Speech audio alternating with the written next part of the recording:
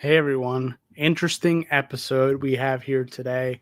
It looks like an early version of the Kang Dynasty script leak by Jeff Loveness. I don't really know how this script got out. I don't know if he dropped it or somebody on his team or somebody that just had a copy of it dropped it. But we're going to go through some of the details of the script, go through some of the main characters, some of the main plot lines. I haven't read the whole script, so I kind of pulled out what I could from it. So we're going to go through some of the main characters first and some of the groups, I guess, that have formed um, in this film, or we're going to form in this film, because this was going to be an Avengers level film before all the stuff happened with Jonathan Majors and Kang, and the Kang storyline just wasn't hitting like they thought it was. So we're going to go through some of the characters. I included obviously some teasers in the thumbnail, but we're just going to go through characters. We're going to go through some of the general plot. We're going to do the ending. So if you want to read this for yourself, spoilers, I'm definitely going to get into spoilers for a movie that's never going to be made. And then I am going to do like kind of a scene by scene breakdown to the best of my ability. So let's get started with characters. So obviously the first big character we have is Kang the Conqueror, which is the same Kang we saw at the end of Ant-Man Quantumania. He's suffering from guilt and visions and determined to reshape reality. Then we're introduced reintroduced to Immortus, who is a Supreme Kang variant leading the Council of Kangs. He's power hungry and orchestrating basically holy war. Then we have Rama-Tut and the Centurion, which are also Kang variants, which they're unique in their own right. Robotic limbs, cyborg armor, stuff like that. Then we have Kang Priest, who leads ritualistic sacrifices using mutant blood. So this early script is pretty dark. I'm sure this would have been reined in a lot. Then we have two Spider-Men introduced, or we're formally introduced to Miles Morales in this movie. And we also get Peter Parker. They're both working. It seems like they're both working at the same pizza place, or competing pizza places, and they lose their jobs and something like that. We'll get into that a little bit later. Then we have Scott Lang, aka Ant-Man, who's haunted by visions of Kang, triggered by the events of Quantumania, and he's like kind of losing his mind a little bit. So Scott's losing his mind, and that's a major through line in Kang Dynasty. And then we have Loki coming back after, season 2. Loki becomes part of the timeline. He's positioned as prophetic and solemn guardian of the universe, and sees the timelines burning. So he gets into action here. Then we have Kamala Khan, Miss Marvel, having disturbing dreams tied to her bangle, is emitting multiversal signals, and we'll get into why a little bit later. Then we have Carol Danvers, Captain Marvel, supporting Kamala and the bangle's strange effects.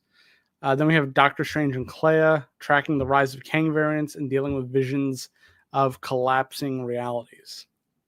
And then we have a whole cast of characters we haven't seen in a while. Shang-Chi was supposed to be in this. Wong, Bruce Banner, America Chavez, She-Hulk was actually going to be in this. Riri Williams, Sam Wilson, and Rhodey. They were scattered, but they start being brought together.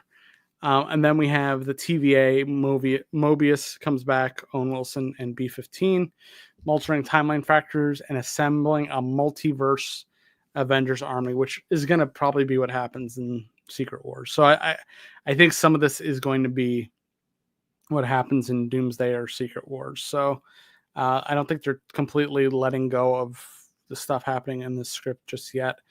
And then let's get into general plot, and then we can get into some specifics later. So the opening is Kang is cast into the quantum realm following his defeat in Quantumania. He experiences a harrowing multiversal descent. His essence unravels into chaos. He's tormented by visions, particularly of his past, Ravonna, and a mystery child claiming to be his son. Then we go into the rise of the Council of Kangs. At the Kang Amphitheater, Immortus leads a dark, ritualistic cult of Kang variants. They crucify variants of the X-Men from the Fox universe and speak of harvesting relics like Ten Rings and the Nega Bands, and obviously Kamala's Bengal. Immortus' strategy plans to rewrite reality by using these relics, energies to purge Earth 616 and cleanse the multiverse. Then heroes are scattered. The Avengers are fractured. Scott Lang is mentally spiraling. Spider-Man and Miles are trying to survive New York and their own responsibilities. Kamala is struggling with dream visions. Sam Wilson and the newer team are prepping for war. Doctor Strange visions. He witnesses timelines breaking and Kangs destroying entire realities. He confirms the relics are acting as beacons for the Council of Kangs. And then Loki holds Yggdrasil, I think is pronounced, together, but sees its threads burning. He calls for assembling the Multiversal Avengers. And then jumping to the end, this is the end of the movie. So if you're going to read it and you don't want to be spoiled, I'm giving you a warning right now, spoilers. But this is the end in this first draft or early draft of the script. Kang is mentally broken, lost in the Beyond Zone, haunted by failures and clones. The Kang Council prepares to launch a divine war starting with Earth 616. Doctor Strange, Wong, and Claire realize the multiverse is on the brink. Loki foresees the sacred timelines collapse. The Multiverse Avengers army is being assembled, hinted to include heroes from Fox, Sony, and MCU timelines, X-Men, Fantastic Four, multiple Spider-Man, Deadpool, etc. Now, that's a lot. That's a lot. We're going to jump to a little bit more of that's kind of the headlines. We're going to jump to more specific breakdown of what's going on in this script, and then we'll call it a day because there's not really much else going on. Again, it was a very early version of the script. So here we go. First, we start with Kang's dream, like we said. Rosefields quickly transition to quantum chaos. Kang reflects on a serene memory, then gets pulled through the multiversal destruction after his defeat by Ant-Man. Then the Beyond Zone and Kang's fragments. Kang experiences horrifying glimpses of alternate realities. He loses his singular identity, becoming a fractured point in space-time. In the Kang Amphitheater, Kang variants chant as X-Men variants. Professor X, Wolverine, Storm, etc. are crucified. A dark prophecy unfolds. Immortus introduced in the throne room. Immortus leading the Council of Kangs unveils plans to use Kamala's Nega Bands and Shang-Chi's Ten Rings to rewrite reality. Immortus declares the erasure of mutants, heroes, and Earth 616 itself to establish the Kang Dynasty. Yggdrasil, the cosmic tree. Loki watches timelines burn and warns that the multiverse is collapsing. Mobius and B-15 prepare the multiversal Avengers army, showing glimpses of Deadpool, Spider-Man, Fantastic Four, as we said, etc. Scott is haunted by visions of Kang and a potential future he caused. Isolated, he desperately reaches out for help. Peter and Miles navigate school, heartbreak, and pizza deliveries, with tension building between them two.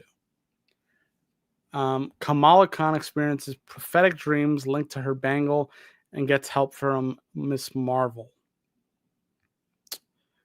Kamala, Carol, and Wong investigate the bangles and their multiversal signal. Then on the West Coast, Shang-Chi, Bruce Banner, and She-Hulk, and Scar, I think is Hulk's son, investigate the Ten Rings. Investigations into the Ten Rings reveals their other universal nature.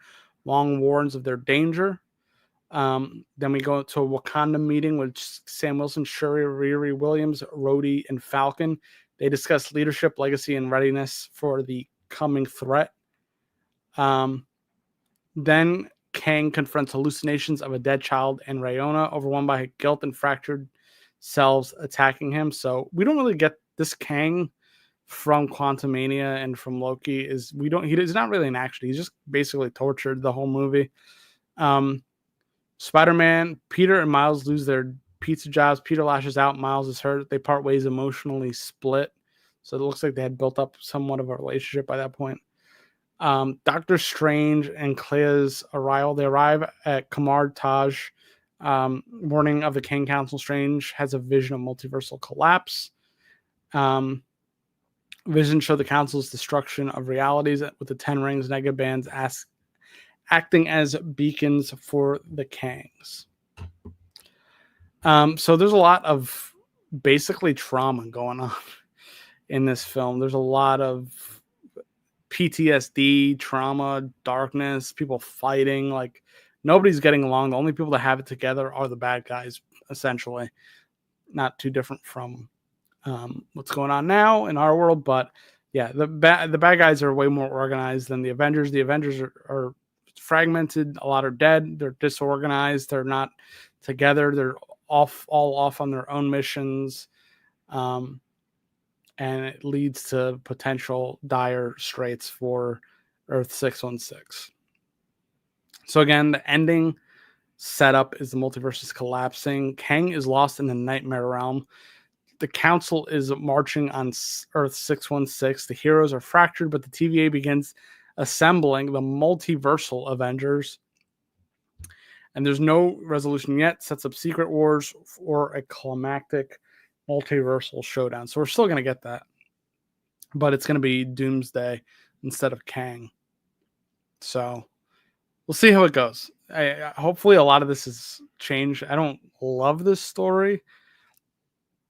It doesn't seem like there's a ton of action. It's a lot of just like tormented characters and people being concerned about the multiversal collapse. But it seems like a lot of planning. Obviously, they have to set up secret wars, but I don't know. Maybe that from my first feelings, maybe it's a good thing that this movie isn't happening, and hopefully they can reshape it with Doomsday. But again, I think they're rushing to Doctor Doom. I really hope they figure out a good story to introduce him quicker. I think he needs to be in the end credits for Thunderbolts, and I think whatever other movie comes before Doomsday, he has to, or Fantastic Four, I guess, he has to be introduced and made to feel like a threat, or else we're going to get to Avengers Doomsday and it's going to feel weird. We're just going to have to assume he's a threat and not feel it, which is not good storytelling. So I don't know. What do you guys think of what was supposed to be Avengers Kang Dynasty? I don't know. I think that this movie is a good thing it was scrapped. Seeing all these heroes go through like PTSD the whole movie, maybe if this was like a lower budget like examination into these characters, but for an Avengers level movie, I don't know if that works. I don't think people would have liked this movie very much. I mean, the Kang story was already falling apart. And if we had gotten to this and Kang is still tormented and we don't really see like the evil like of Kang and instead we get Immortus being the real bad guy that looks like I don't know. I think it's just probably a good idea that this didn't happen. Honestly, that's my feeling about it. Let me know what you guys think. If you're new here, subscribe to the channel. I just wanted to go through this script. You could find it online. It's all over Reddit and stuff if you want to read the whole thing. But that's just a quick breakdown of what happened in this movie, or what was going to happen in this movie. But again, very early draft. So most of this probably would have changed in some way or another. So again, let me know what you guys think. Did you think this kind of these ideas would have worked? Do you think it wouldn't have worked? Do you think it's a good idea they're moving on? Do you think they need to bring Kang back? I know there's some people that feel that way. They should bring Kang back. But let me know what you think. The Council basically taking over 616, crucifying the X-Men, which I think there is that X-Men comic where Wolverine is crucified, and they even showed it in Deadpool vs. Wolverine. But crucifying the Fox X-Men is an interesting move, especially now knowing the cast of Avengers Doomsday, where we're going to get a bunch of Fox era X-Men again. And we'll probably get some more ones that they didn't announce, but it seemed like maybe they're still going to kill the X-Men. I don't know. And introduce the multiverse. And that's how we get the X-Men into 616, the same way we're going to do it with Fantastic Four, where they're in a different universe and they come to ours. Or 616, I should say. I don't know. We'll see. I have a lot of thoughts, but we'll get to conversations, I'm sure, going forward. There's going to be a lot more news coming from Avengers Marvel world related to Doomsday, and I'm sure there's going to be some fallout from the script being leaked. But let me know what you guys think again. Thank you guys for watching, and I'll see you in the next one. See you later.